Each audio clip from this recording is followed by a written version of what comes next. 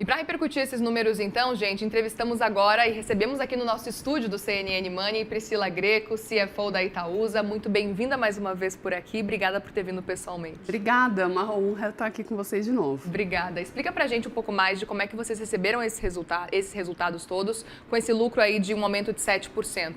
Veio dentro do que vocês esperavam ou veio um pouquinho abaixo? Como é que vocês enxergaram? Não, acho que veio bem em linha, né, com o que a gente estava esperando, Mariel. Acho que um resultado, né, muito consistente, mais um trimestre, né, de resultados fortes. Claro que muito puxado, né, pelo nosso principal ativo, que foi o Itaú Unibanco, né, que vem reportando resultados bastante sólidos, né. Acho que muito em consequência ali de todo o processo de gestão de riscos que a companhia tem feito, acho que de forma muito bem sucedida, e isso tem demonstrado, né, resultados, acho que satisfatórios, né? A gente enxergou crescimento de carteira de crédito, mas com risco de inadimplência, acho que muito sob controle, né? Mas acho que tem um destaque interessante que todo o portfólio do setor não financeiro, né, que a gente cresceu bastante aí nos últimos anos, vem trazendo resultados crescentes. Então, essa contribuição, né, desse novo portfólio que a gente tem na companhia, né, que a gente está falando de 7 empresas fora do setor financeiro, já contribuiu com o crescimento no semestre, né, quando a gente olha o semestre, de mais de 30%, né, de crescimento semestre contra semestre. Então, a gente vê, né, esse novo portfólio crescendo de uma forma até mais acelerada do que o setor financeiro, né? Isso porque a gente tem, acho que, uma combinação interessante de empresas no nosso portfólio, né? Empresas que já estão num nível de maturidade né, maior e outras que estão no estágio ali de crescimento. Então, acho que essa combinação trouxe uma resiliência, né, para o nosso resultado.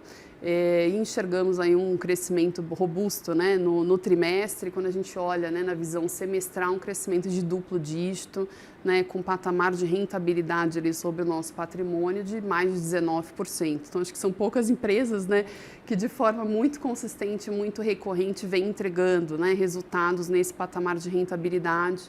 E se a gente considerar, né, esse nível de taxa de juros, né, que come boa parte dos resultados da companhia, ter uma performance diferenciada como essa, de fato, acho que reflete muito, né, a qualidade do nosso portfólio de investimentos. Eu queria até entender o quanto que essa taxa de juros, que apesar de estar caindo aí nos últimos meses, continua muito alta, né, em 14%, o quanto que ela tem contribuído para auxiliar nesse resultado ou o quanto que ela tem dificultado a vida de vocês nesse cenário? Não, sem dúvida tem dificultado, né, a vida de muitas empresas, né, com a gente não é diferente, né. A gente tem empresas no portfólio, né, são alguns ativos que a gente tem no setor de infraestrutura. Então, temos a Motiva, que é a maior empresa, né, do setor de infraestrutura aí na América Latina. A gente tem um outro ativo, que é a Egea, né, que atua no setor de saneamento, então, é o maior líder privado aí no saneamento. Ambas empresas, né, a gente tem também a NTS, aí, que atua com gasodutos, né, de gás natural e faz transporte na região sudeste. Todas as empresas dependem, né, de muito capital, de muito acesso ao mercado de capitais, de dívida, para poder fazer frente aos investimentos, né? E são investimentos de bilhões e bilhões que já estão comprometidos, né, com as concessões que as companhias têm dentro da sua base de ativos.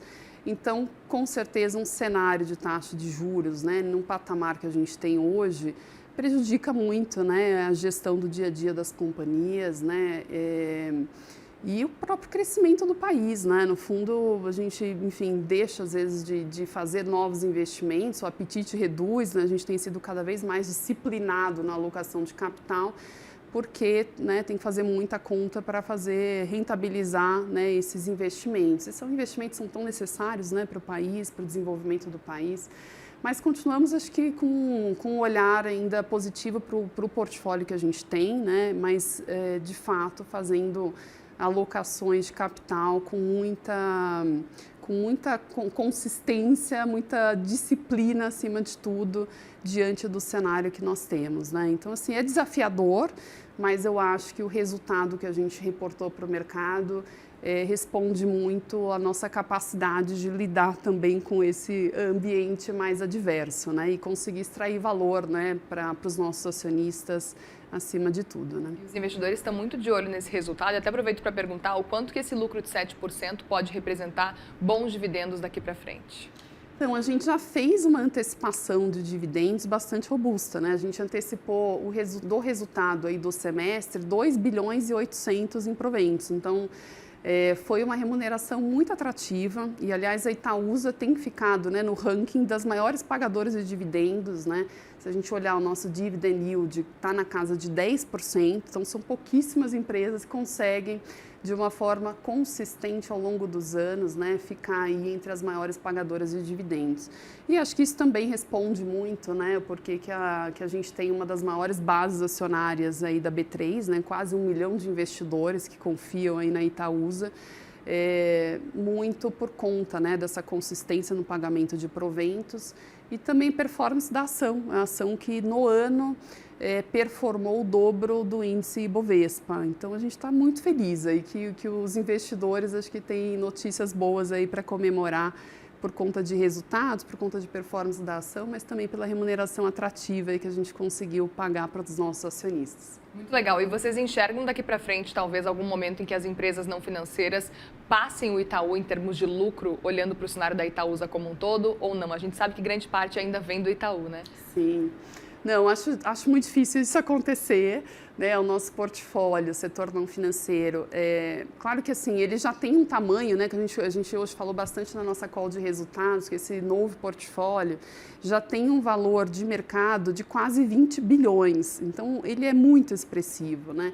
Mas quando comparado com o que a gente tem né, de participação no Itaú Unibanco e o valor justo dessa participação infinitamente maior, a gente entende que é muito difícil, né, que o setor não financeiro, em termos de resultado, em termos de participação, né, no nosso portfólio, seja tão relevante, tão representativo quanto esse maior ativo. E acho que nem é nossa ambição, né, que a gente diminua exposição, né, ao setor financeiro, porque a gente está posicionado, acho que, em um dos melhores ativos, né, que tem no setor, muito confiante com a capacidade do banco, né, do Itaú, de continuar crescendo, de continuar entregando resultados muito robustos. Então, acho que isso não deve acontecer, mas o que a gente tem visto nos últimos anos é, de fato, um crescimento muito robusto do setor, desse portfólio novo que a gente foi criando, e crescendo num ritmo, né, percentualmente falando, num ritmo 3 vezes acima do que a gente tem visto o Itaú, né, entregando, mas é claro que o Itaú está num tamanho, né, infinitamente maior e num estágio de maturidade também bastante diferente, né, em comparação com essas outras companhias que a gente tem no portfólio.